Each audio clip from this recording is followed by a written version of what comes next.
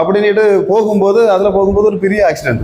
அதுக்கு ஒரு நாய் குறுக்க சாடி 2 பேர் அப்படியே பாருங்க, அந்த ஆளுக்கு தலையெல்லாம் அப்படி துண்டா கீறிட்டு அப்படியே கீறி ரத்தம்னு சொன்னா அப்படி ஏகப்பட்ட கூட்டம். அந்த மனைவி இருந்து கதறவரை பார்க்கும்போது ரொம்ப மனசுக்குள்ள ஆண்டவர் சொன்னது என்ன அப்படின்னு சொன்னா, உடனே தானே ஞாபகப்படுத்தினார் ஒரு விஷயத்த. அதாவது ஏதோ ஒரு சர்ச்சில் இருக்க வேண்டியவங்க, அல்லேலூயா, இந்த நேரம் ஆராதனைக்குள்ள நேரம், ஞாயிற்றுக்கிழமை அப்படிதானே, எங்கேயோ புறப்பட்டு அப்படி ஸ்டைலாக போயிருக்காங்க.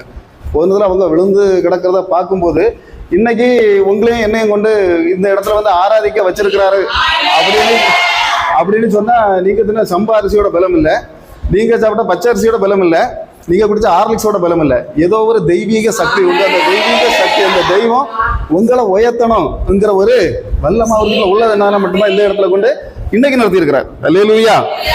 அப்ப பாருங்க, அன்னைக்கு பாத்தீங்கன்னா இந்த மேல் வீட்டு அறையில ஒரு 120 பேர் கூடியிருந்தாங்க. அப்படிதான். நீங்க எங்க இருக்கீங்க?